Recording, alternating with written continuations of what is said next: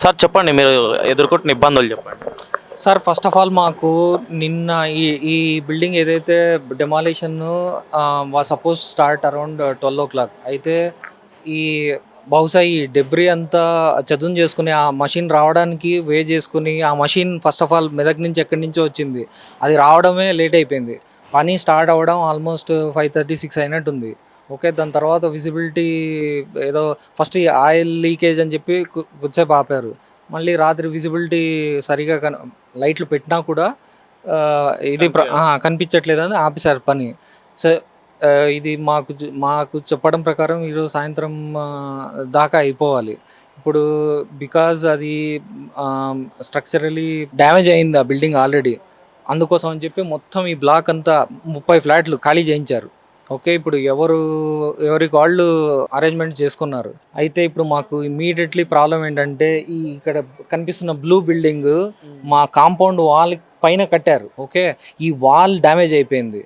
So ఇది గనక ఏమన్నా అయితే it be disaster for us. ఈ ఫ్లాట్లనే ఎగిరిపోతాయి.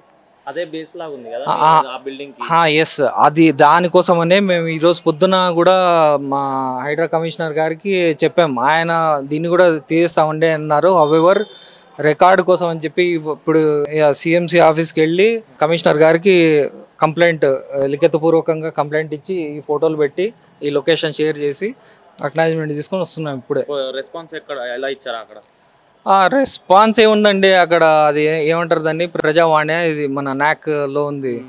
వాళ్ళు ఎనీ కంప్లైంట్ తీసుకొని అక్నాలెడ్జ్మెంట్ ఇస్తారు. 2 రోజుల లోపల మిమ్మల్ని కాంటాక్ట్ కాకపోతే అసైన్డ్ ఆఫీసర్కి ఫోన్ చేయండి అన్నారు.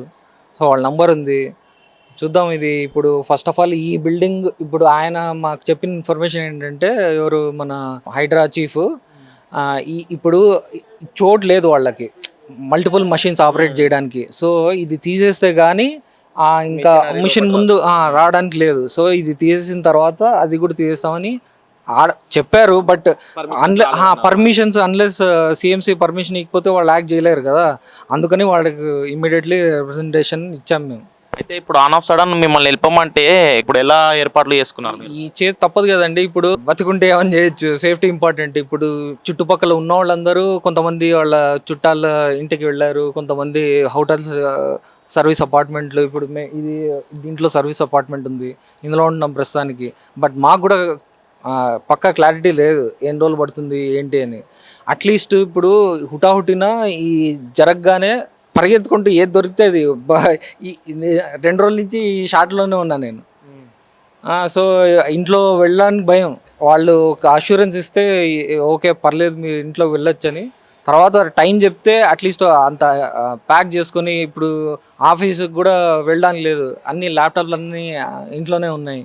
ఇది పరిస్థితి మాది. ఎవరో చేసిన ఇల్లీగల్ పనులకి మీలాంటి ఇట్లా రోజు ఫ్యామిలీస్ ఇబ్బంది అండి. మాకు ఒకటే కాదు, పోలీసు వాళ్ళు కూడా రాత్రి పాపం ఒక ఆయన చాలా బాధపడుతున్నాడు.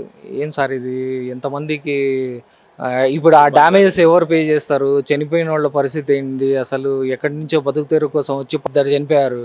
ఇంకా చాలా అదృష్టం అని చెప్పాలి. ఇప్పుడు ఈ బిల్డింగ్లో ఇప్పుడు ఏదైతే కూలగొడుతున్నారో కనీసం అంటే 30 to 35 యంగ్ పీపుల్, చదువుకునే వాళ్ళు, ఫ్రెష్గా ఉద్యోగాలు వచ్చి వాళ్ళు ఉన్నారు.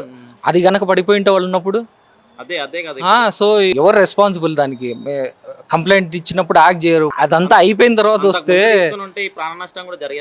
నాకు యాక్చువల్లీ మాట్లాడడానికి కూడా అసలు కొద్దిగా షేకీగా ఉంది. ఎప్పుడు ఏం జరుగుతుందో తెలియదు. ఇప్పుడు ఇది పడిపోతుంది.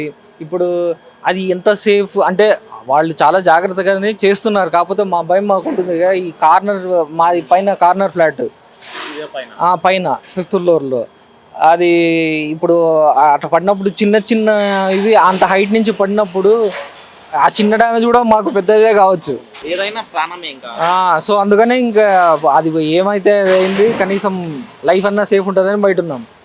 అయితే ఇప్పుడు మరి తీసేస్తాయో కింద కూడా కదులుతుంటాయి కదా, అక్కడ తీస్తున్న కొద్దీ కింద బేస్ కూడా కదులుతుంది కదా. కింద ఏదైనా సాయిల్ ఉందో అది కొంచెం జరిగినా కూడా దీనికి కూడా ప్రాబ్లమే, ఇది కూడా బెండ్ అయ్యి పడిపోయి కొలాప్స్ అయ్యే ఛాన్సెస్ ఉన్నాయి. సో డివిజనల్ జోనల్ కమిషనర్ వచ్చున్నారు, వాళ్ళతో మాట్లాడాం.